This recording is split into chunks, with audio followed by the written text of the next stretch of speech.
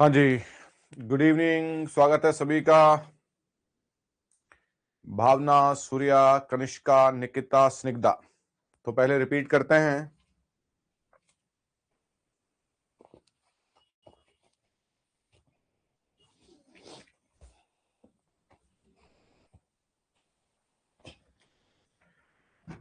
हाँ जी, तो मैं क्वेश्चन लिखता हूं और आप लोग आंसर देंगे। पहला क्वेश्चन है आपकी स्क्रीन पर। John Lydgate is best known for.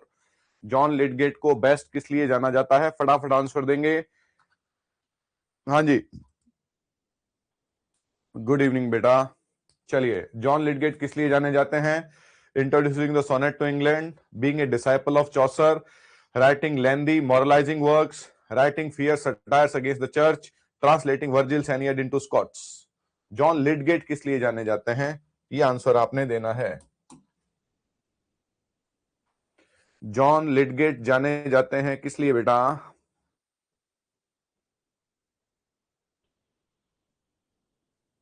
Timing हमारा सेम रहता है, लेकिन कभी कभी हमें चेंज करना पड़ता है बेटा, तो थोड़ा सा एडजस्ट किया करो। बहुत बढ़िया निकिता, शाबाश।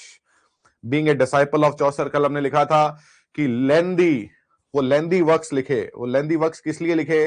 वो लेंदी वर्क्स क्योंकि वो रिफाइनमेंट नहीं है। वो जितना ब्रेविटी जो था वो शुरुआती वर्क्स में नहीं था, चौसर के वर्क्स में भी नहीं था। देवर लॉन्गर, है ना, they were lengthier. So that is B. Lydgate जाने जाते हैं। ये देखो, fierce satires against the church तो किसने लिखे थे? जॉन स्केल्टन ने लिखे थे, है ना। तो ये होगा being a disciple of Chaucer and writing lengthy moralising works. चलिए, which poet was known for Skeltonic verse characterised by short irregular and tumbling lines? कौन है जिन्होंने स्केल्टोनिक वर्स को इन्वेंट किया था? हाँ, शाबाश, बहुत अच्छे, good good good. Kanishka, Snigdha, Shyam, Nikita, Priyanka, बहुत अच्छे। किसको, कौन है ये? जॉन स्केल्टन है। चलिए, William Dunbar wrote a famous dream allegory criticizing the court of James fourth. What is its title? William Dunbar, कल हमने विलियम डनबर लिखा था, स्कॉटिश पोएट हैं, और उन्होंने क्या लिखा था? The thistle and the Royce.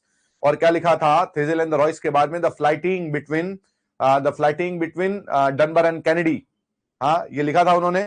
तो उनके, अब बताइए भैया, विच फेमस ड्रीम एलेगरी है criticising the court of James? बताओ भैया। The golden targe, the testament of Cresseid, palace of honour, और बाउज ऑफ कोर्ट, है ना। अब आप एक बात याद रखेंगे, एवरी डे, क्या बात है, वेरी गुड। एवरी डे हम जो पढ़ेंगे, आपको मेंटली इस बात के लिए प्रिपेयर रहना है कि हम जो पढ़ेंगे उसमें से हमेशा कुछ ऐड होगा। एवरी डे का मतलब एवरी डे आपने जो पढ़ा है उसमें से एमसीक्यूज होंगे, लेकिन नया पार्ट जो आएगा वो आपको लिखना पड़ेगा। That is golden torch. Golden torch by William Dunbar. William Dunbar. आपने ये भी देख लिया होगा कि जो नोट्स आपको दिए गए हैं और जो मैं यहां पर करवा रहा हूं वो एडेड नोट्स हैं, वो कंप्लीट नहीं है, हो ही नहीं सकते हैं, कभी नहीं होते हैं। और मैं तो ये कहता हूं मेरे कोई नोट्स है ही नहीं, है ना। मैं तो जो बोर्ड पे लिखता हूं ये है नोट्स, ये जो समझाता हूं ये नोट्स हैं। विलियम डनबर ने लिखा था that is a dream allegory. हाँ जी। Gavin Douglas major contribution to literature was. Gavin Douglas जो कि मकर्स ग्रुप थे, उनका मेजर कंट्रीब्यूशन क्या है? नहीं पढ़ाएंगे लाइन बाय लाइन, बिल्कुल नहीं पढ़ाएंगे। वो नोट्स लाइन बाय लाइन पढ़ाने में क्या रखा है? नहीं पढ़ाएंगे, लाइन बाय लाइन बिल्कुल नहीं पढ़ाएंगे। मैं इस तरीके से याद कराऊंगा, आप पढ़िए वो अच्छे से। क्लियर? हाँ जी। 3 क्यों समझ में नहीं आया? वो कह रहा है कि William Dunbar wrote a famous dream allegory. William Dunbar का वर्क कौन सा है? गोल्डन टार्ज है। समझ में तो कुछ आने वाली बात ही नहीं है। विलियम डनबर का वर्क पूछा कौन सा है? बाकी work palace of honour Gavin Douglas का है, और गोल्डन टार्च जो है विलियम डनबर ने लिखा है। हाँ जी। गेविन डगलस का मेजर कंट्रीब्यूशन क्या है? गेविन डगलस के तो वर्क्स ही 2 हमने पढ़े। एक तो क्या, वर्जिल की एनियड का पहला इंग्लिश ट्रांसलेशन, और दूसरा पैलेस ऑफ ऑनर। तो क्या है? First complete translation of वर्जिल्स Aeneid into English.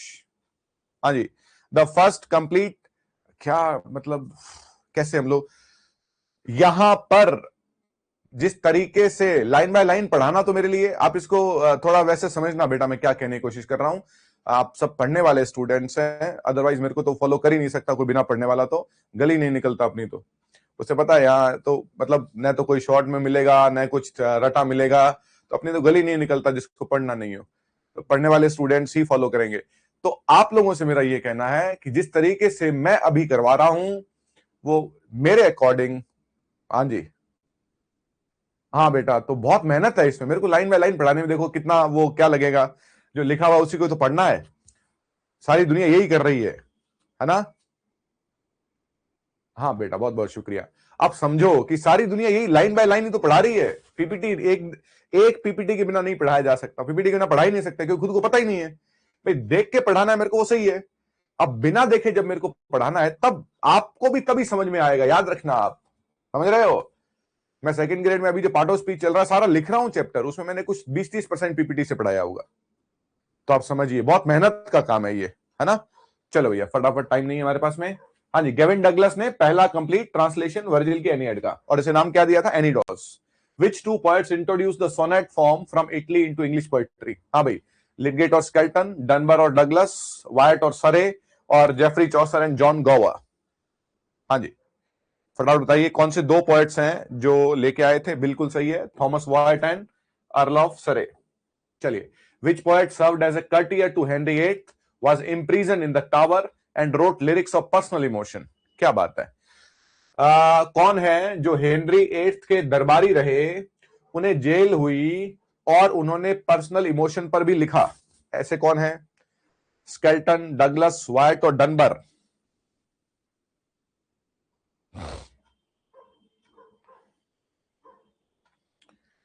कौन है भैया? ये गेविन डगलस नहीं, थॉमस वाइट हैं। अब ये लाइन नहीं आई है, ये बात भी नहीं आई है, तो ये आपको लिखनी है। ऐड करते रहना, हाँ, और रोजाना उसको पढ़ते रहना। हम जब रेनेसा खत्म करेंगे आपको आनंद नहीं आ जाए, आपको मजा नहीं आ जाए कि सर ये बहुत आसान था और इसमें हमें बिल्कुल भी कोई गणित नहीं थी, इसमें सिर्फ नियमित रूप से पढ़ने वाली बात थी, और आपका ऐसा नॉलेज कि आपकी लाइफ की एसेट है ये, कोई आपको शॉर्टकट पढ़ने की आवश्यकता नहीं है। चलिए, नेक्स्ट है the Earl of Surrey developed which poetic form later used by Shakespeare? अब देखो कितनी अद्भुत लाइन है, क्वेश्चन तो छोड़िए। अर्ल ऑफ सरे ने कौन सी फॉर्म को डेवलप किया जो बाद में शेक्सपियर ने यूज की? Terza rima, rhyme royal, blank verse, the English sonnet. हाँ जी, हेनरी हॉवर्ड ने कौन से पोएटिक फॉर्म को डेवलप किया? That is the English sonnet. अरे भैया, ब्लैंक वर्स को शेक्सपियर ने बाद में ब्लैंक वर्स को यूज किया, क्या कर रहे हैं आप? अर्ल ऑफ सरे ने पोएटिक फॉर्म जो है, कैसे आप, no, wrong, you are wrong. English sonnet जो है ना, वो अर्ल ऑफ सरे ने डेवलप किया था और उसे बाद में शेक्सपियर ने यूज किया और उसे शेक्सपियरियन सोनेट कहा गया। ब्लैंक वर्स को अर्ल ऑफ सरे ने बाकायदा आयम्बिक पेंटामीटर में यूज किया, अनराइम्ड आयम्बिक पेंटामीटर्स लाइन बनाई, लेकिन उसे शेक्सपियर ने यूज नहीं किया बाद में। लेकिन इनकी पोएटिक फॉर्म जो 3 क्वार्टरेंस एंड फाइनल कपलेट है, उसे शेक्सपियर ने यूज किया था। Which poet was a Scottish makar, है ना, known for both high rhetoric and low style comic verse? कौन है जो मकर है इनमें से, जिनका ग्रुप था मैकरिस, और जिन्होंने लिखा था, हाँ जी, द लेमेंट ऑफ मैकरिस? जिन्होंने लिखा था लेमेंट ऑफ मैकरिस, किसने लिखा था?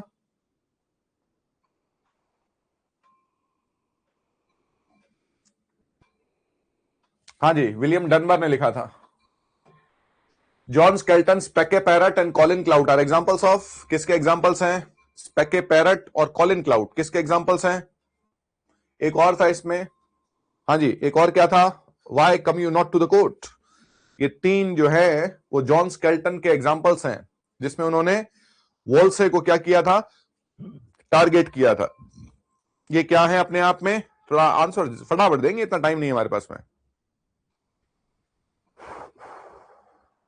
किसके एग्जांपल है ये? बिल्कुल, satirical attacks on church corruption, है ना। वो जो the tuning of the Elinor Rumming है, वो भी तो इसी का एग्जांपल है। हाँ जी, Thomas Wyatt's they flee from me. अब ये कल हमने थॉमस वाइट का क्या लिखा था? Whoso list to hunt, whoso list to hunt, एक ही वक्त तो लिखा था उसका। अब ये एक और वर्क है, लिख लेना, Thomas Wyatt's they flee from me. Flee का मतलब भागना, तो ये लिखना है आपको, हर दिन ऐड करेंगे हम लोग। They flee from me is an example of, ये किसका एग्जांपल है? Courtly lyric of betrayal. Betrayal का मतलब धोखा, betrayal, courtly lyric of betrayal, they flee from me. हाँ जी, who was informally appointed poet laureate by Oxford and Cambridge. देखो भैया, सबसे पहली बात तो पोएट लॉरेट कैसा क्या कह रहा है, इनफॉर्मली। इंग्लिश लिटरेचर में जॉन ड्राइडन पहले पोएट लॉरेट थे जिन्हें औपचारिक आधिकारिक तौर पर पोएट लॉरेट बनाया गया, और उसके बाद में पोएट लॉरेट जो है एक औपचारिक तरीके से, ये पहले informal, who was informally appointed poet laureate, informally कि आप हमारे पोएट लॉरेट हो, है ना, वो कौन थे जिन्हें पोएट लॉरेट बनाया गया अनौपचारिक तौर पे। हाँ जी, it was John Skelton, John Skelton को बनाया गया था। चलिए, ये सारी नई बातें हैं, तो नई बातें तो लिखनी पड़ेंगी। हाँ जी, which poets the palace of honour is a dream vision of dedicated. Simple सी बात है, द पैलेस ऑफ ऑनर किसने लिखा था, चलो बताओ भैया फटाफट। द पैलेस ऑफ ऑनर, ये पैलेस लिखा हुआ उसने, पैलेस जो ओल्ड इंग्लिश है, द पैलेस ऑफ ऑनर किसने लिखा था मेरे बच्चों। हाँ जी, गेविन डगलस ने लिखा था, शाबाश। आंसर तो ये 2-4 स्टूडेंट दे रहे हैं, बाकी क्या हो गया, गायब हो गया क्या, जिंदा हो क्या हो गया। Which poet wrote the book of the duchess, ये अच्छा है भाई। हाँ जी, the book of the duchess किसने लिखा था, the book of the duchess Lydgate ने नहीं लिखा, डनबर ने नहीं लिखा, वाइट ने नहीं लिखा। Answer is none of the above, और ये लिखा था जेफरी चौसर ने, ये लिखा था the book of the duchess, लिखा था जेफरी चौसर ने।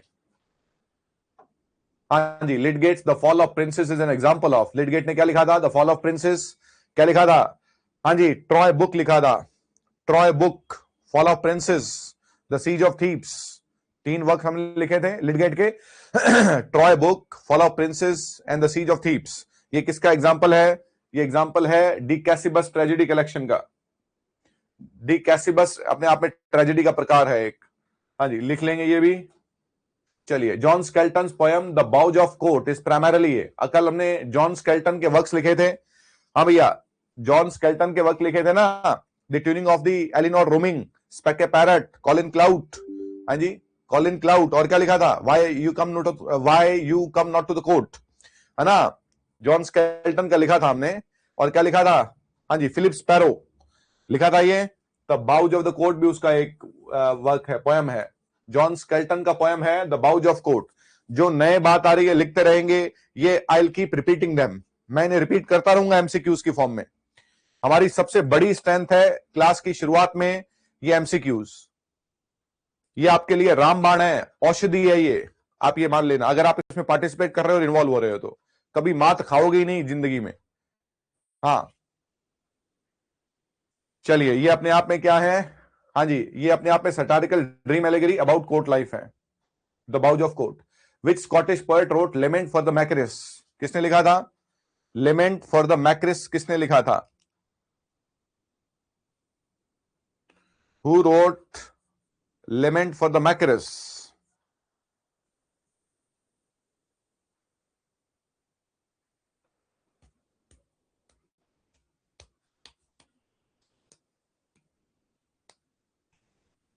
हाँ जी, विलियम डनबर ने।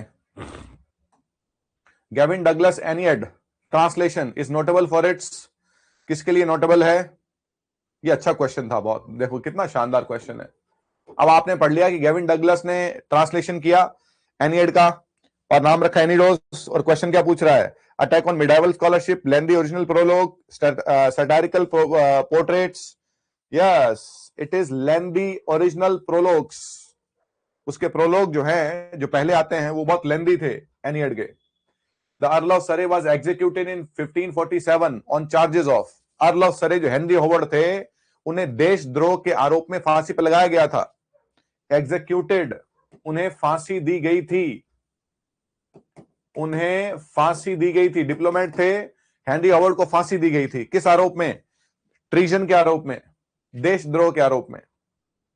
जो बातें आपको नहीं लिखनी चाहिए, विलियम डनबर्स, और हमेशा द थ्रिजल एंड द रॉयस, हाँ जी, सेलिब्रेट्स, कल ये लिखा था हमने, विलियम डनबर ने थ्रिजल और जो रॉयस है, किसकी क्या है ये, इसमें स्कॉटिश मिलिट्री विक्ट्री है, marriage of James fourth and Margaret Tudor है, कोरोनेशन ऑफ हेनरी एट है, और यूनिटी ऑफ, हाँ जी, क्रिस्टेंडोम है।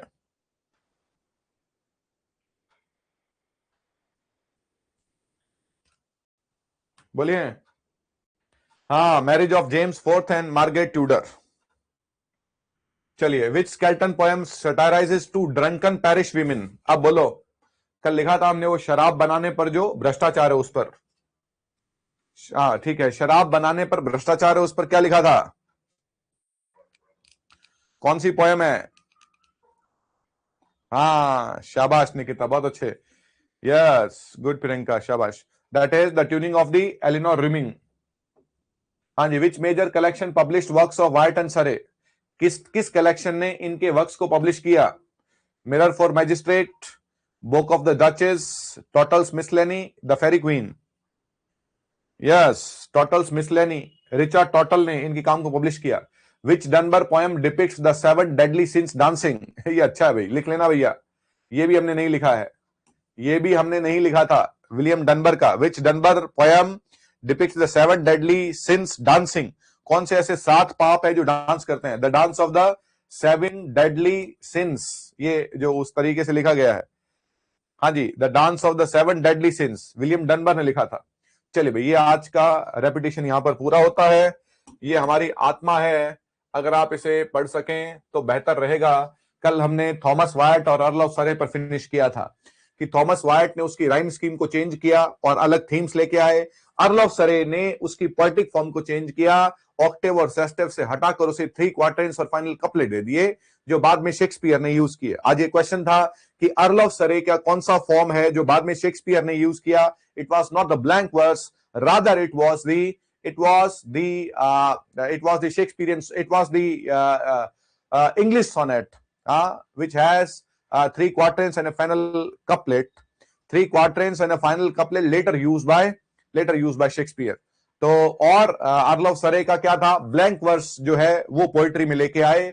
अनराइमिंग आयम्बिक पेंटामीटर्स जो हैं वो उनका सबसे बड़ा खजाना था। हेनरी हॉवर्ड को ट्रीजन, देशद्रोह के आरोप में फांसी पर लटकाया गया। क्लियर? आज हम पढ़ेंगे इससे आगे। आइए, तैयार हो जाएं सभी, शाबाश, तूफान का सामना करने के लिए। Are you ready guys? मजा आएगा आज की क्लास में। ये जो हमारा रेपिटेशन है, इसको मान लो कि रोज पढ़ना है और रिपीट करना है। क्वेश्चंस को मैं जो बोर्ड पे करवा रहा हूं ध्यान से सुनना है। फोन को बिल्कुल क्या बोलते हो आप, एक वो जिसमें कॉल वगैरह नहीं आती है, उस पे रख के पढ़ना है। और किसी भी डाउट के लिए आधी रात को आप 3 बजे पढ़ रहे हो, कोई डाउट आ रहा है ना, मेरे को मैसेज करो आप, मैं देखूंगा कि इस बच्चे ने मुझको, हाँ कहीं 3 बजे अलार्म लगा के मत कर देना मैसेज मेरे को। मतलब आप एनी टाइम आपको कोई भी डाउट आता है, जस्ट आस्क देन ओनली, तभी मुझसे पूछ सकते हैं आप। चलो भैया, अब ये हमने देख लिया था, ह्यूमैनिज्म, इंडिविजुअलिज्म, सेक्युलरिज्म, क्लासिसिज्म, ये सब देख लिया था हमने। अब आज का हमारा जो पार्ट है मेरे बच्चों, हाँ जी,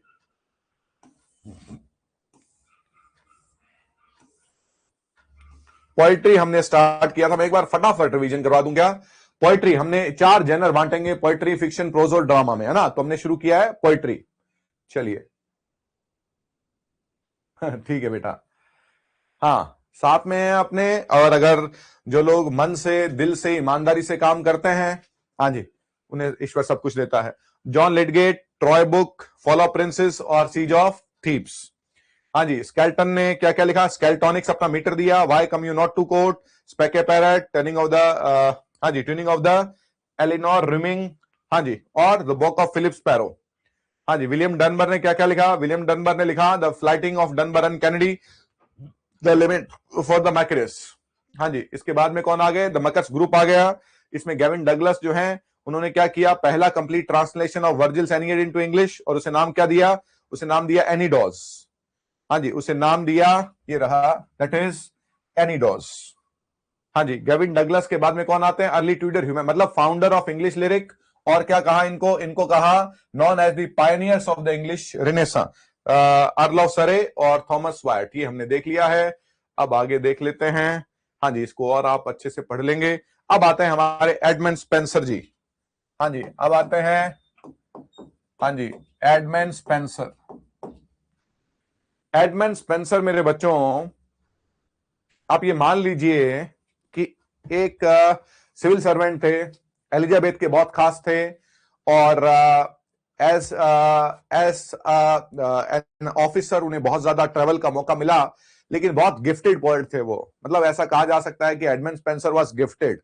कुछ लोग दुनिया में आते ही किस लिए हैं, वो मतलब इतने कम समय में, और एडमंड स्पेंसर वाज, इनके वर्क्स की चर्चा करेंगे। सबसे पहले इनका जो वर्क है दैट इज शेफर्ड्स कैलेंडर। हाँ भैया, दैट इज शेफर्ड्स कैलेंडर, है ना। ये इनका पहला वर्क था, पहला पब्लिश्ड वर्क है शेफर्ड्स कैलेंडर। आपसे पूछे कि एडमंड स्पेंसर का पहला पब्लिश्ड कलेक्शन कौन सा है, तो शेफर्ड्स कैलेंडर है। कैलेंडर का मतलब, इसमें इन्होंने कहा कि 12 साल है, सॉरी 12 महीने हैं, और उन 12 महीनों में हर महीने में जनवरी, फरवरी, मार्च, अप्रैल में, हर महीने में वो जो है एक अलग गुण की चर्चा करते हैं, एक अलग भाग की, कभी किसी देश की, कभी गांव की, किसी न किसी मतलब सामाजिक रूप से हर पहलू पर चर्चा करने की कोशिश की है शेफर्ड्स कैलेंडर में। और जो अप्रैल महीना है उसमें इन्होंने एलिजाबेथ की चर्चा की है। शेफर्ड्स कैलेंडर का जो मुख्य पात्र है वो कॉलिन क्लाउड है। हाँ जी, वो कॉलिन क्लाउड है। कॉलिन क्लाउड क्या है, जॉन स्केल्टन का लिखा गया पोयम है, जॉन स्केल्टन का लिखा गया पोयम है। हाँ जी, तो कॉलिन क्लाउड इसका मुख्य पात्र है, और जो रोजलिंड है वो इसकी प्रेमिका है, वो इससे प्रेम करता है, ये लवर है, ये रोजलिंड से प्यार करता है। और जो इलीजा है वो एलिजाबेथ को क्या है, रिप्रेजेंट करती है। इलीजा जो है वो एलिजाबेथ को रिप्रेजेंट करती है। शेफर्ड्स कैलेंडर में क्या है, शेफर्ड्स कैलेंडर में 12 महीने हैं, और हर महीना किसी न किसी गुण, किसी न किसी क्वालिटी को, किसी न किसी सोशल एस्पेक्ट को जो है वो सिंबलाइज करता है, रिफ्लेक्ट करता है। अप्रैल का महीना जो है वो एलिजाबेथ को सिंबलाइज करता है। और शेफर्ड्स कैलेंडर में इलीजा जो है, ELIZA, इलीजा जो है वो एलिजाबेथ को क्या करती है, रिप्रेजेंट करती है। कॉलिन क्लाउड जो है वो एक शेफर्ड है, और रोजलिंड उसकी क्या है, प्रेमिका है। ये इंपॉर्टेंट बातें शेफर्ड्स कैलेंडर के बारे में। शेफर्ड कैलेंडर इनका पहला पब्लिश्ड वर्क है। हाँ जी, दूसरा वर्क जो है हमारे लिए जो सबसे इंपॉर्टेंट है दैट इज फेरी क्वीन। हाँ जी, दैट इज फेरी क्वीन।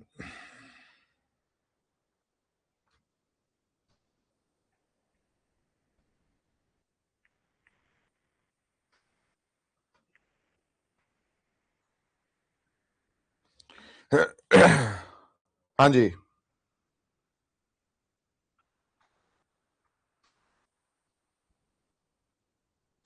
हाँ जी। अब फेरी क्वीन देखें भाई, सबसे पहली बात तो ये एक एपिक पोयम है ना।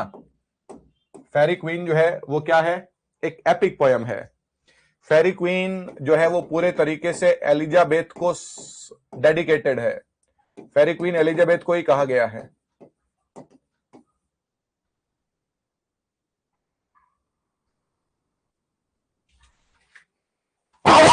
सॉरी भाई।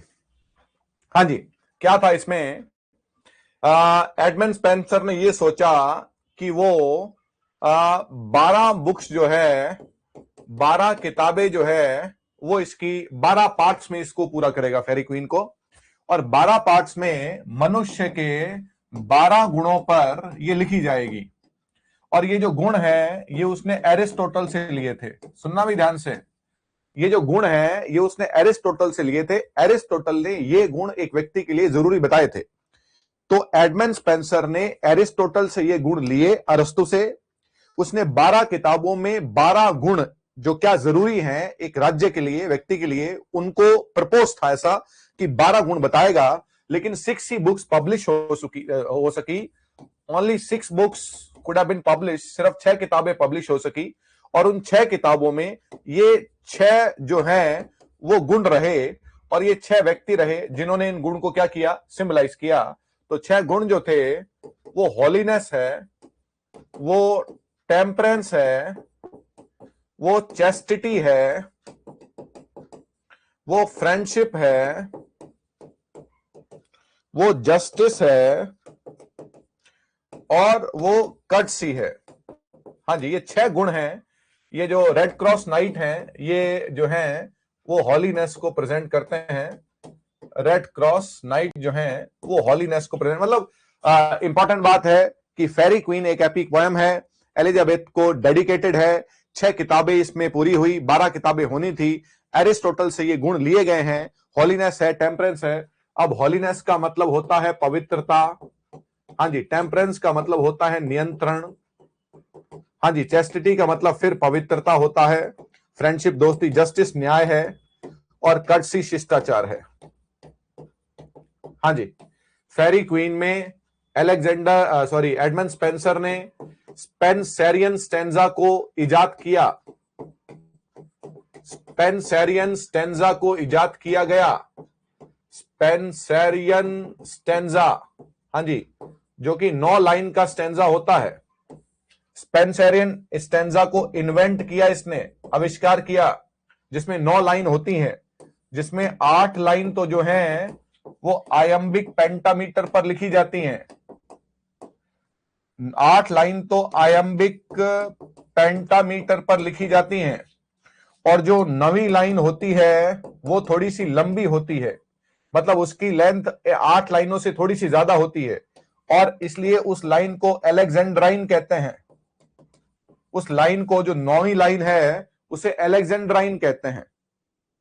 तो फेरी क्वीन जो है वो एक एपिक पोयम है, बहुत ही डिटेल में, बहुत ही अद्भुत तरीके से ये जो है वो एपिक लिखा गया है। तो पहला शेफर्ड्स कैलेंडर है, दूसरा फेरी क्वीन है, और जो तीसरा वर्क है वो है एमोरेटी। हाँ जी, तीसरा जो वर्क है वो है एमोरेटी।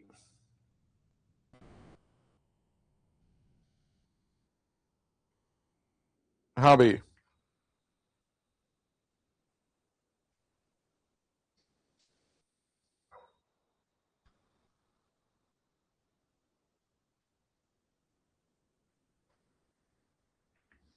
भाई आपको मैंने ये बता रखा है, फिर भी आप मेरे को, कभी कभी चेंज भाई टाइम हो जाता है हमारा। आप ये मत समझिए कि रोजाना 7 बजे, और मैंने आपको मैसेज भी किया था 6 PM का।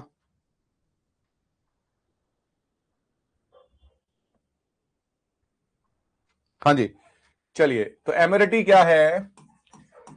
एमरेटी एक सोनेट सीक्वेंस है। हाँ जी, सोनेट सीक्वेंस का मतलब बहुत सारे सोनेट एक ही थीम से जुड़े हुए हैं। तो इसमें जो एमरेटी है, इसमें 89 सोनेट्स हैं जो आपस में जुड़े हुए हैं। सोनेट सीक्वेंस का मतलब क्रम, वो एक क्रम में लिखे गए हैं। और एमरेटी एक बेहतरीन सोनेट सीक्वेंस है, और ये सोनेट सीक्वेंस जो है वो एलिजाबेथ बॉयल के लिए लिखा गया है। एलिजाबेथ बॉयल जो है एडमंड स्पेंसर की वाइफ होने वाली थी, उनके लिए लिखा गया था। तो एमरेटी में इसने एडमंड स्पेंसर ने लिखा कि कैसे वो एलिजाबेथ बॉयल को रिझाते हैं, कैसे मनाते हैं, कैसे वो शर्माती है, कैसे कैसे वो क्या क्या करती है। तो ये इन सोनेट्स में चर्चा की गई है। 89 सोनेट्स में एमरेटी जो है वो सोनेट सीक्वेंस है, जिसमें 89 सोनेट्स हैं, और इनमें एलिजाबेथ को रिझाना, शर्माना, रोमांस का पूरा चर्चा है। और एक अगला भाग जो है वो है एपिथेलेमियन। हाँ जी, एपिथेलेमियन। एपिथेलेमियन जो है वो एक वेडिंग सॉन्ग है। वो एक वेडिंग सॉन्ग है जिसे आप मैरिज हिम कहते हैं। जिसे आप मैरिज हिम कहते हैं। हिम का मतलब भजन, मैरिज का मतलब शादी का सॉन्ग है। मतलब आप ये कह सकते हैं, ऐसा कहा जाता है कि एमरेटी का कंक्लूजन है एपिथेलेमियन। यहां पर वो इससे मनाता है, रिझाता है, और एपिथेलेमियन में शादी कर लेता है। किससे शादी कर लेता है? एमरेटी से। तो ये एक क्या है? ये एक ओड है।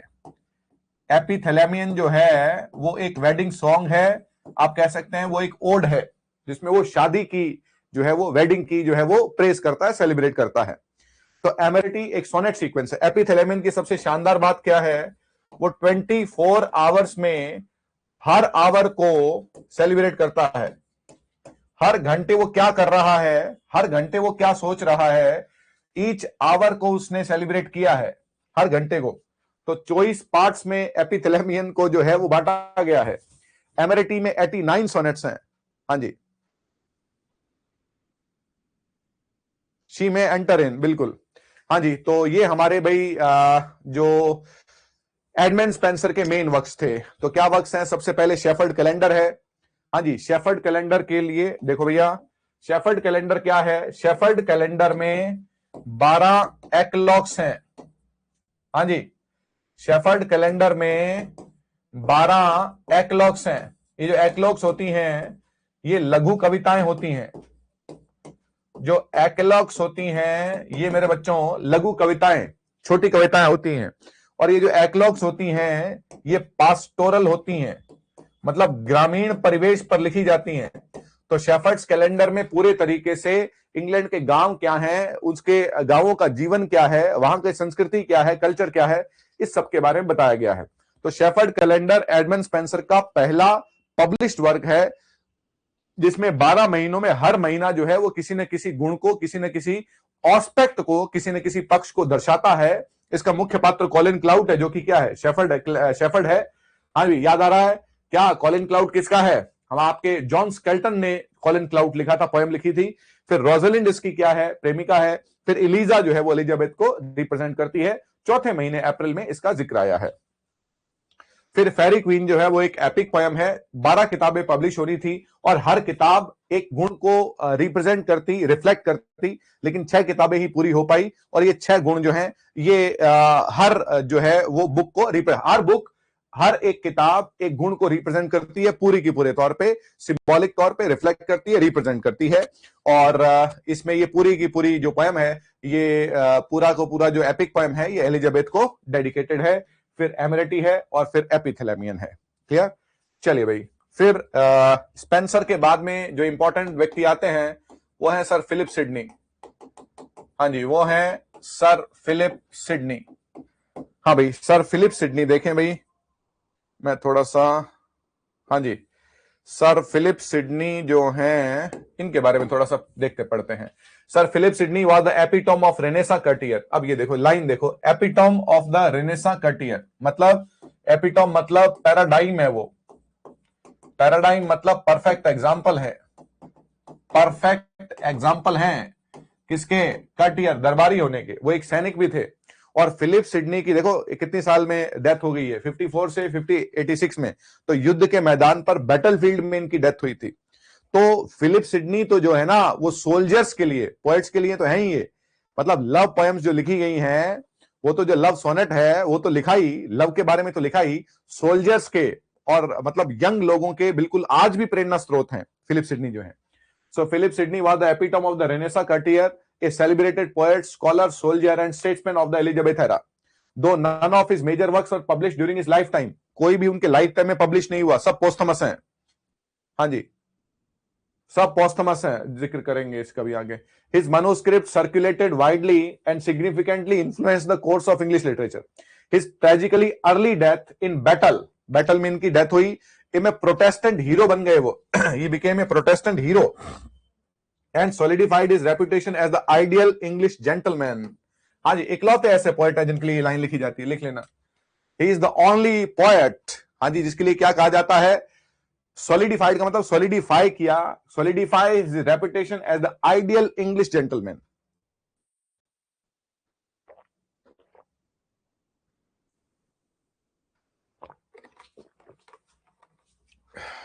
चलिए अब देखें इनके वर्क्स की चर्चा करते हैं।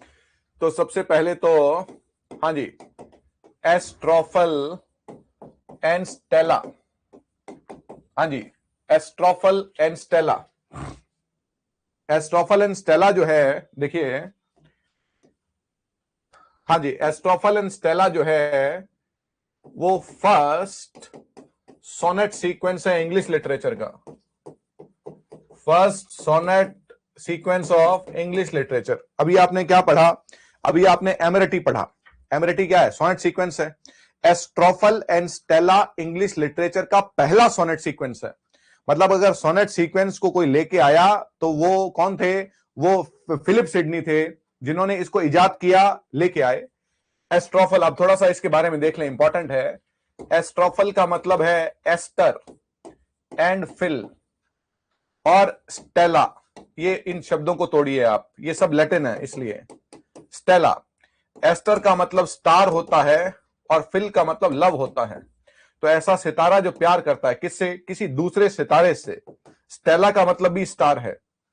तो ये एस्टर फिल कौन है, एस्टर फिल तो सिडनी है, फिलिप सिडनी है, फिलिप सिडनी है।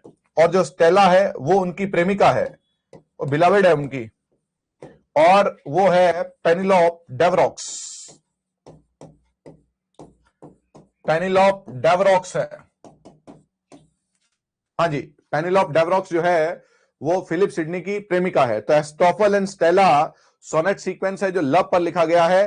और जो ये एस्टोफल एंड स्टेला है ना बच्चों, आप ये देखिए कि वो अप्राप्य प्यार है, मतलब उनकी प्रेमिका उन्हें हासिल नहीं हो सकी, इस पर लिखा गया। और बहुत मतलब बहुत दर्द है इसमें, बहुत पेन है। किस तरीके से वो ये कहते हैं कि अब उसकी शादी भी हो गई है, मतलब, और वो बहुत ज्यादा मतलब बहुत मार्मिक तरीके से लिखा गया है।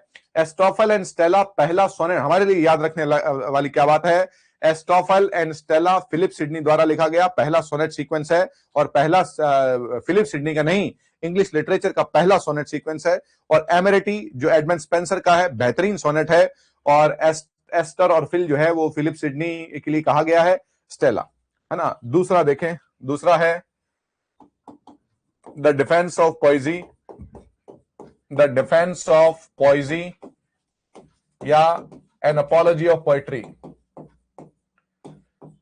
N apology of poetry. हाँ जी, ये क्या है, ये एक एसे है, याद रखेंगे, पोएम नहीं है ये एक एसे है। मेरे को कोई ये बताएगा द डिफेंस ऑफ पॉइजी किसके जवाब में लिखा गया। ये मैंने बताया हुआ है बहुत सारे स्टूडेंट्स को। ये defence of poesy is one of the finest critical essays in English literature, जिसमें पोइट्री को क्या किया गया, डिफेंड किया है। डिफेंस ऑफ पॉइजी, पॉइजी का मतलब पोइट्री, पॉइजी का मतलब मेरे बच्चों क्या है, पोइट्री है। किसके जवाब में लिखा गया ये, बिना देखे बताओगे, मिलेगा भी नहीं, खैर ढूंढने से भी नहीं मिलेगा। आप कहीं गूगल पे ढूंढने लग जाओ तो नहीं मिलेगा। हाँ,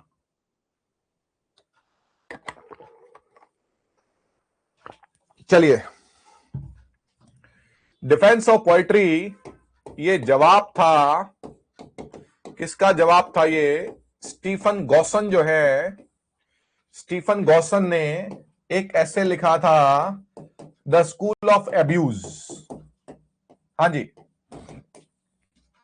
क्या है, स्टीफन गॉसन ने लिखा था द स्कूल ऑफ एब्यूज, जिसमें उन्होंने पोएट्स को नैतिकता के दुश्मन कहा था, एनिमी ऑफ मोरालिटी, जिसमें उन्होंने पोएट्स को नैतिकता के दुश्मन कहा था। समझ आया? स्टीफन गॉसन ने द स्कूल ऑफ एब्यूज लिखा था, जिसमें उन्होंने पोएट्स को नैतिकता के दुश्मन कहा। तो इसके जवाब में फिलिप सिडनी ने defence of poesy an apology of poetry लिखा था। चलिए भैया, तो पहला तो हो गया ये एस्टोफल एंड स्टेला। हाँ जी, फिर हो गया डिफेंस ऑफ पॉइजी, और फिर है the countess of, sorry, the countess of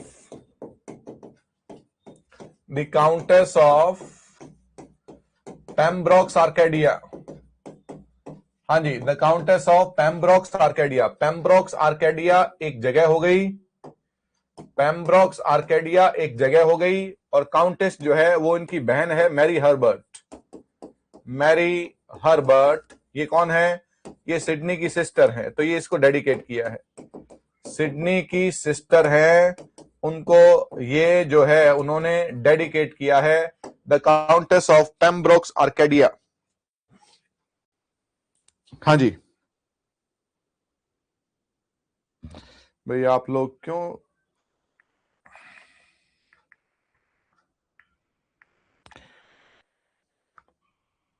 class तो चल रही है भाई।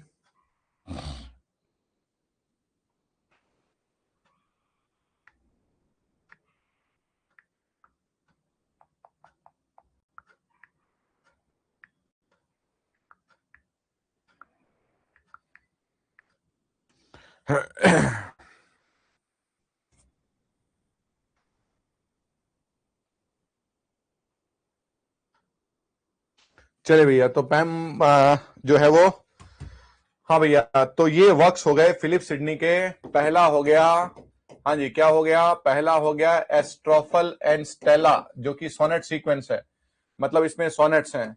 और दूसरा हो गया, हाँ जी, दूसरा हो गया डिफेंस ऑफ पॉइजी, जो कि एक ऐसे है, डिफेंस ऑफ पॉइजी जो कि एक ऐसे है। और तीसरा हो गया countess of Pembroke's Arcadia, countess of, हाँ जी, पेम्ब्रोक्स आर्केडिया। ये एक पास्टोरल रोमांस है, ये एक पास्टोरल रोमांस है। पास्टोरल रोमांस का मतलब जो क्या बताता है, ग्रामीण जीवन को दर्शाता है। और ये पोइट्री भी हो सकती है, प्रोज भी हो सकता है, और ये प्रोज है। यहां पर जो फिलिप सिडनी ने लिखा है वो एक प्रोज है। तो Astrophel and Stella, defence of poesy. तो हमने क्या पढ़ा जी, हमने पढ़ा एडमंड स्पेंसर और सर फिलिप सिडनी। चलिए भाई, तो क्या है ये, हाँ जी, एस्ट्रोफल एंड स्टेला है, पब्लिश्ड 1591 है। हाँ जी, ये थीम्स हैं इसकी। और हाँ जी, डिफेंस ऑफ पोएजी क्या है, लिटरेरी क्रिटिसिज्म है, ट्रिटीज है। ये भी अपने ही तरीके का, it is considered the first major work of English literary criticism. समझ रहे हो? अगर एस्ट्रोफल मतलब कितना अद्भुत है। हाँ जी, क्या एस्ट्रोफल एंड स्टेला अगर पहला सोनेट सीक्वेंस है, तो defence of poesy, an apology for poetry, हमने अपॉलजी ऑफ लिख दिया होगा, सॉरी, करेक्ट कर लेना। एन अपॉलजी फॉर पोएट्री जो है वो क्या है, वो पहला वर्क है क्रिटिसिज्म का। समझिए?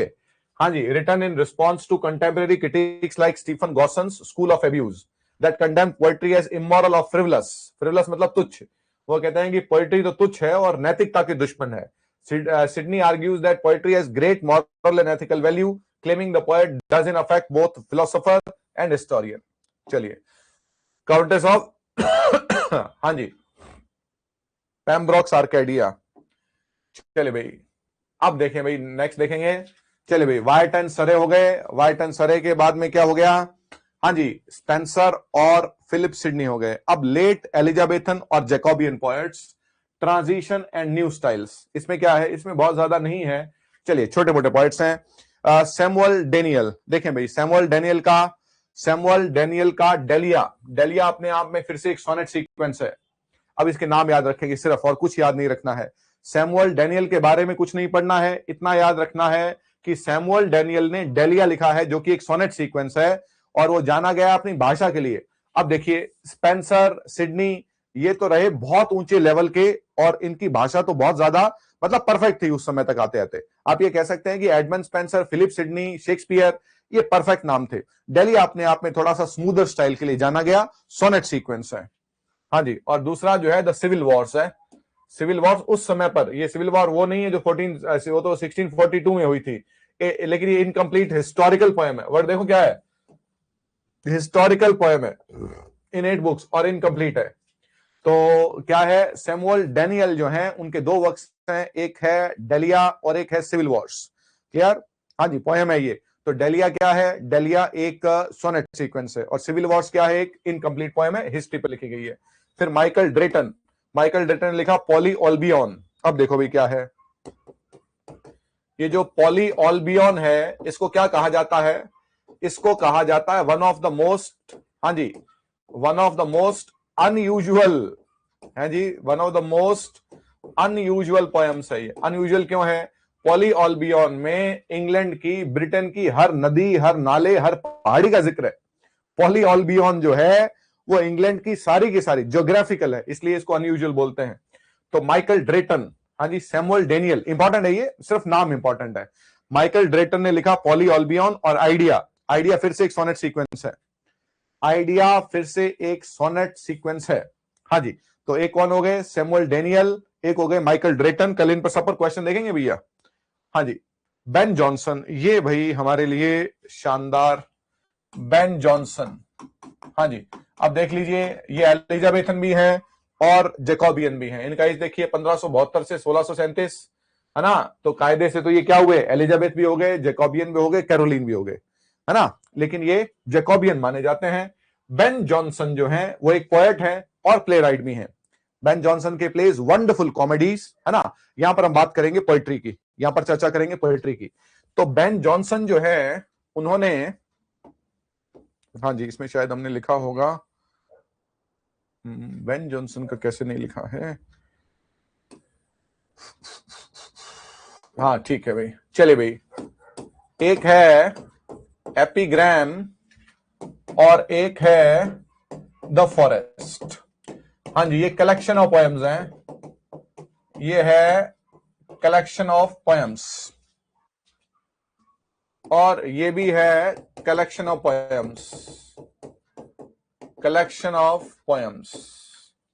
हाँ जी, बेन जॉनसन का एक है द फॉरेस्ट और एक है एपिग्राम। एपिग्राम का मतलब क्या होता है? सूक्ति, विटी सेइंग, जो छोटी छोटी लाइंस होती हैं, अंत भले का भला, और ये सब एपिग्राम्स होती हैं, और फॉरेस्ट है। अब देखें, ये दो कलेक्शन हमने याद रखने हैं। इन दो कलेक्शन में कुछ एक पोएम्स हैं जो बहुत शानदार हैं। एपिग्राम में जो है एक पोएम है on my first son, on my first son. Ben Jonson का बेटा था जिसकी 7 साल में डेथ हो गई, उस पर लिखा गया है ये। 7 साल में, ऑन माई फर्स्ट सन, 7 साल का बेटा है, 7 साल में उसकी डेथ हो गई, उस पर लिखा गया है। फिर दूसरा ऑन माई फर्स्ट डॉटर है, ऑन माई, हाँ जी, ऑन माई फर्स्ट डॉटर है, जो 6 महीने की थी, उसकी भी डेथ हो गई। 6 महीने की थी, उसकी डेथ हो गई, फिर उस पर लिखा गया है ना। तो एपिग्राम में ये पोएम्स है जो इंपॉर्टेंट है। On my first son, on my first daughter, जो द फॉरेस्ट है उसमें टू पेन्सहर्स्ट जो है, टू पेन्सहर्स्ट जो है, ये कंट्री हाउस है, मतलब एक घर है जिसके बारे में लिखा गया है। फॉरेस्ट में टू पेन्सहर्स्ट जो है वो सबसे शानदार पोएम है। ये कुछ एक पोएम्स हैं। तो Ben Jonson poet, as a poet और एज अ प्लेराइट, हालांकि वो एज अ ड्रामेटिस्ट तो है, वो बहुत अद्भुत है, मैजिशियन माने जाते हैं।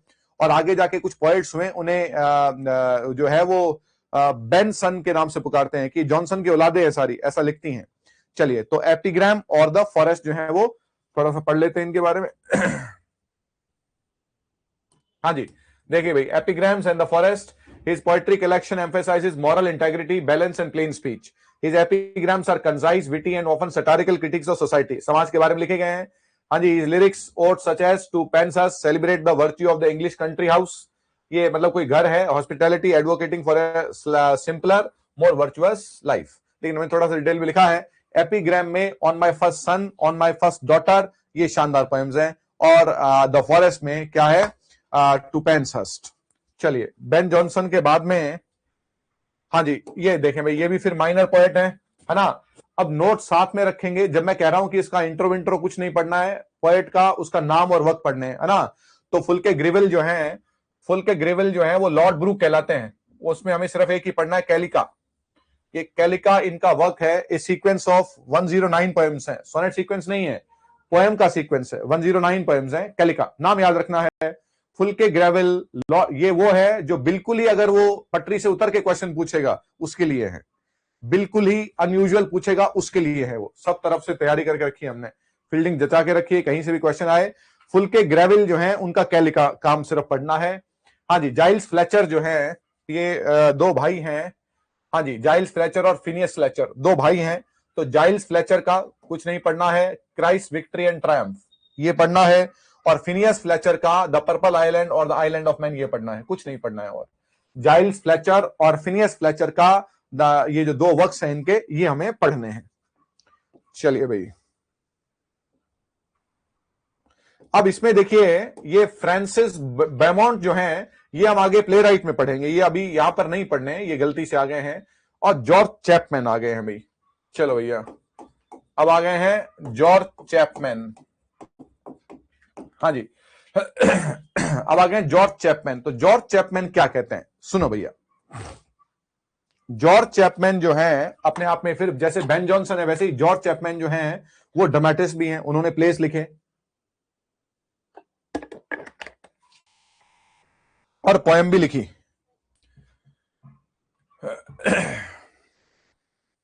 सबसे पहले तो उन्होंने होमर की, हाँ जी, इलियड एंड ओडिसी को ट्रांसलेट किया। हाँ भैया जी, जॉर्ज चैपमैन ने होमर की इलियड और ओडिसी को क्या किया? ट्रांसलेट किया। जैसे गेविन डगलस ने एनियड को, वर्जिल की एनियड को ट्रांसलेट किया, जैसे अर्ल ऑफ सरे ने एनियड को ट्रांसलेट किया, वैसे ही जॉर्ज चैपमैन ने होमर की इलियड और ओडिसी क्या है? एपिक्स हैं, उनको ट्रांसलेट किया। सबसे पहली बात तो ये। फिर जॉर्ज चैपमैन के नाम आता है नैरेटिव पोएम।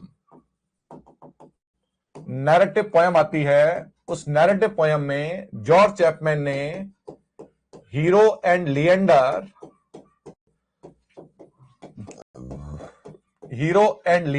क्या है Hero and Leander? Christopher Marlowe का पोयम था। हाँ जी, हीरो एंड लिएंडर जो है वो क्रिस्टोफर मार्लो का पोयम था, अधूरा रह गया, जिसे पूरा किया। क्रिस्टोफर मार्लो का पोयम है हीरो एंड लिएंडर। हाँ जी, जिसमें हीरो हीरोइन है और हीरो लिएंडर है। तो क्रिस्टोफर मार्लो की पोयम है हीरो एंड लिएंडर, उसे पूरा किया जॉर्ज चैपमैन ने। और जो है एक बहुत ही शानदार जो है वो नैरेटिव पोयम है। कोई बताएगा जॉर्ज चैपमैन का दूसरा नैरेटिव पोयम जो ग्रीस से लिखा गया और अपने ही तरीके की एक फाइनेस्ट इरोटिक नैरेटिव पोयम है? कोई बताए तो माने, देखें कौन बताता है।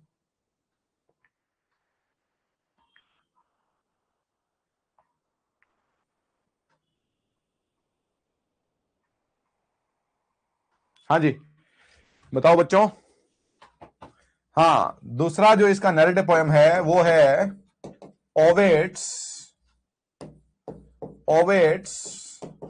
Banquet of senses. हाँ जी, ये अपने ही प्रकार की एक इरोटिक पोयम है। इरोटिक का मतलब है कि सेक्सुअल डिजायर्स को शो करने वाली। ओविड कौन है? ओविड पोएट है, रोमन पोएट थे ना, जिसने लिखा था ओविड का मेटामॉर्फोसिस। बैंक्वेट ऑफ सेंस का स्पेलिंग गलत हो गया बेटा, यहां पर सेंस का मतलब इंद्रियों से है। बैंक्वेट ऑफ सेंसेस का मतलब क्या है? ओविड ने राजा ऑगस्टस था, उसकी बेटी को नहाते हुए देख लिया था। तो 5 सेंसेस जो हैं, देखना, सूंघना, वो सब जो हैं, बैंक्वेट का मतलब खाना, ऐसे लगता है जैसे इंद्रियों का भोज हो गया हो। इसको बोलते हैं बैंक्वेट ऑफ सेंस का मतलब है इंद्रियों का भोज। हाँ जी, तो जॉर्ज चैपमैन के लिए हम लोग पढ़ेंगे, उन्होंने होमर की इलियड एंड ओडिसी को ट्रांसलेट किया और उन्होंने हीरो एंड लिएंडर पोयम जो क्रिस्टोफर मार्लो की लिखी हुई थी उसको पूरा किया और ओविड्स बैंक्वे ऑफ सेंस को लिखा। नैरेटिव पोयम है, ये दोनों नैरेटिव पोयम है और ये ट्रांसलेशन है। तो एक तो ट्रांसलेशन और 2 नैरेटिव पोयम हम पढ़ते हैं इसके बारे में। हाँ जी, और अब भाई हम लोग पढ़ेंगे, चलिए भैया, कैवेलियर पोएट्स। चलिए भैया, बड़ा शॉर्ट सा है कैवेलियर पोएट्स। हाँ जी, अब पढ़ेंगे हम लोग कैवेलियर पोएट्स। हाँ जी, देखो भैया, कैवेलियर पोएट्स किसे हम कहते हैं? कैवेलियर पोएट्स वो हैं जो चार्ल्स फर्स्ट के समर्थक थे। चार्ल्स फर्स्ट कल हमने देखा था, कैरोलिन एरा जो है 1625 से 1649 तक कैरोलिन एरा है। तो चार्ल्स फर्स्ट के समर्थक थे ये लोग और उसके लिए लिखा करते थे। तो कल हमने क्या देखा था? चार्ल्स के ऑपोजिट कौन थे? चार्ल्स फर्स्ट के ऑपोजिट, राजा के ऑपोजिट कौन थे? राजा के ऑपोजिट पार्लियामेंटेरियन थे, जिसे आप राउंड हेड्स कहते हैं। तो राउंड हेड्स ने, वो जो लोग थे पार्लियामेंटेरियन, जो संस्थात्मक शासन प्रणाली के समर्थक थे, उन्होंने इन कवियों को कैवेलियर किया था इंसल्टिंग वे में। उन्होंने कहा कि तुम तो कवि नहीं हो, कवि का काम तो लिखना है, तुम तो चापलूसी हो, चाटुकार हो। इन लोगों ने इसी टर्म को अपना लिया कि हाँ हम तो कैवेलियर हैं, और इसमें प्राउड फील किया कि राजा के लिए, राजा का समर्थन करने में कौन सी बुराई है। तो कैवेलियर वर्ड जो है वो अपने आप में जो है वो घुड़सवार के लिए इन्होंने इंसल्टिंग वे में यूज किया था कैवेलियर पोएट्स को। चले भाई, चार्ल्स फर्स्ट के समर्थक ये थे। अब मैं यहां पर रॉबर्ट हेरिक जो हैं कैवेलियर पोएट्स की लिस्ट बनाऊंगा। 4 पोएट्स हैं, उनके फेमस वर्क और 1-2 पोएम्स की लाइंस जो हैं वो। रॉबर्ट हेरिक हैं, फिर रिचर्ड लवलेस हैं, फिर जॉन सकलिंग हैं, और फिर थॉमस कैरियू हैं। थॉमस कैरियू हैं। हाँ जी, इसमें थोड़ा सा गैप दे देते हैं, लिखना पड़ेगा। चलिए, रॉबर्ट हेरिक के बाद में रिचर्ड लवलेस है,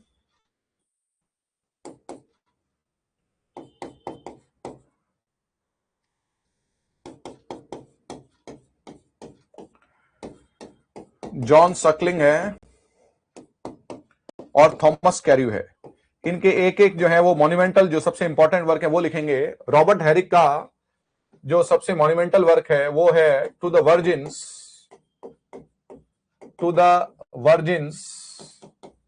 टू मेक, कॉमा है, to make much of time.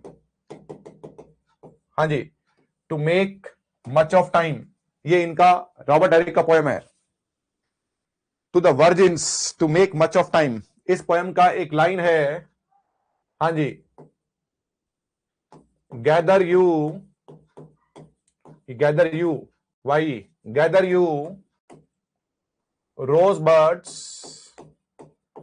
Gather you rosebuds while you may, gather you rosebuds while you may, हाँ जी, all time is still a flying, ये इसकी फेमस लाइन है। Gather you rosebuds while you may, all time is still a flying मतलब to the virgins, इसमें दो बातों की चर्चा हुई है, एक तो समय और एक जवानी। ये दोनों ही क्षण भंगुर होते हैं और ये दोनों ही बहुत जल्दी निकल जाते हैं। समय भी बहुत जल्दी से निकल जाता है और जवानी भी बहुत जल्दी से निकल जाता है। इसलिए उन युवा लोगों से कह रहा है कि अपने समय का और अपनी जवानी का इस्तेमाल बड़े ढंग से करो और जितना ज्यादा हो सकता है वक्त का इस्तेमाल करो। Gather you rosebuds while you may, जितना हो सकता है, रोजबर्ड्स मतलब गुलाब की कलियां जो है उन्हें इकट्ठा करो, इसका मतलब समय का इस्तेमाल करो। Old time is still a flying, और समय तो हमेशा की तरह से निकलता जा रहा है, वो मुट्ठी में से रेत की तरह से फिसल जाएगा। जैसे एंड्रयू मार्वल ने टू हिज कॉय मिस्ट्रेस में कहा था, we can not make our sun stand still yet we'll make him run. हम समय को पीछे तो, हम समय से आगे तो नहीं निकल सकते हैं, हम समय से आगे तो नहीं निकल सकते हैं प्रियतमा, तो बेहतर यह है कि हम समय का इस्तेमाल करते हुए एक पल में हर बार एक पल का इस्तेमाल करते हुए उस पल में कई जिंदगियां जीते हुए समय को पीछे छोड़ दें। समय से आगे तो नहीं निकला जा सकता, मगर समय का इस्तेमाल करके उसे पीछे छोड़ा जा सकता है। तो उसी लाइन को कह रहा है Robert Herrick, to the virgins to make much of time, ये इनका पोएम था। ये जो है वो कैवेलियर पोएट्स हैं, यहां पर इनकी फेमस पोएम लिखेंगे और उसकी लाइन, जो दो ही पोएम की लाइन है। और रिचर्ड लवलेस ने लिखा था टू एल्थिया फ्रॉम प्रिजन, ये उन्होंने जेल से लिखी थी। एल्थिया उनकी प्रेमिका है, तो उन्होंने अपनी प्रेमिका की क्या लिखा था, बहुत अद्भुत, मतलब कहावत है ये लाइन तो इतनी अद्भुत है।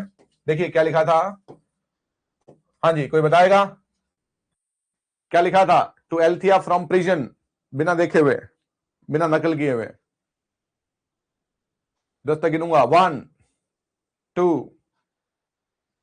3 4, टाइप ही नहीं हो रहा इनसे गूगल पे, 6 7 8 9 10। चलो, तो इसमें लिखा, इस पोएम में क्या लिखा, स्टोन वॉल्स, हाँ जी, डोंट आ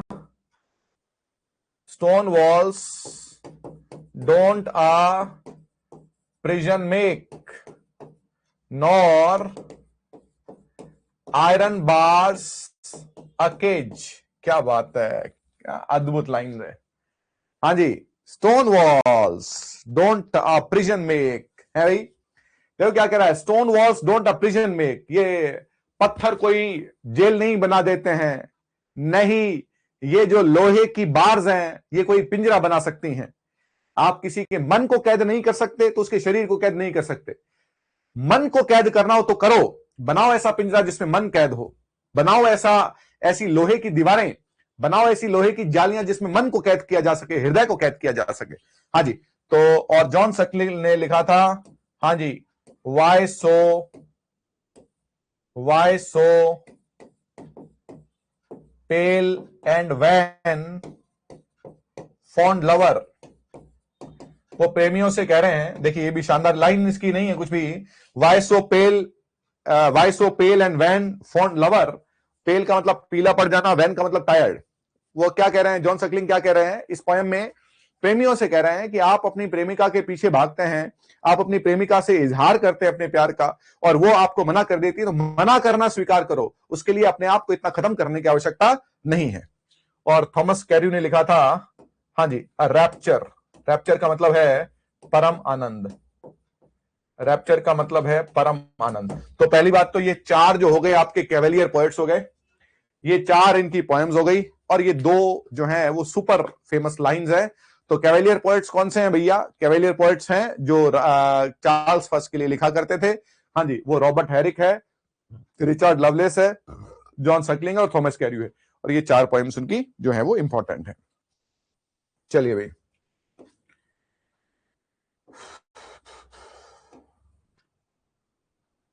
हाँ जी, अब इस कड़ी में एक नाम जो अलग से है वो है, हाँ जी, एक नाम जो है दैट इज, ये सही लिखा है क्या हमने नोट्स में?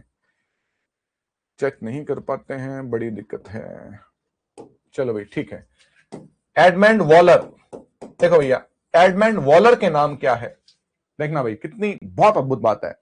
एडमंड वॉलर भी कैवेलियर पोएट्स का हिस्सा रहे, लेकिन इन्हें थोड़ा अलग माना गया। उस तरीके से उतने शायद समर्थक नहीं हुए, या कुछ भी हो, उस तरीके से इनके ग्रुप का हिस्सा नहीं माना गया। एडमंड वॉलर को श्रेय जाता है, एडमंड वॉलर को श्रेय जाता है हीरोइक कपलेट को इजाद करने का। हीरोइक कपलेट, वो दो लाइंस जो हैं, राइमिंग लाइंस जो हैं, जिसे बाद में अलेक्जेंडर पोप और जॉन ड्राइडन ने इतना यूज किया कि उन्हें हीरोइक कपलेट के यूज करने का मास्टर कह दिया गया। तो उसे इजाद करने का श्रेय एडमंड वॉलर को जाता है। तो याद रखेंगे, एडमंड वॉलर जुड़े हुए हैं हीरोइक कपलेट से। यहां पर हमने ये लाइन लिख के आधी अधूरी छोड़ी थी, मैंने कहा था इस लाइन को पूरा नहीं लिखते हैं, और देखेंगे स्टूडेंट्स क्या सोचते हैं इसके बारे में। देखिए मैंने क्या लिखा है, देखिए, Waller was a courtier and politician who is credited with introducing and mastering a poetic form. Look at this, छोड़ दिया हमने यहां पे।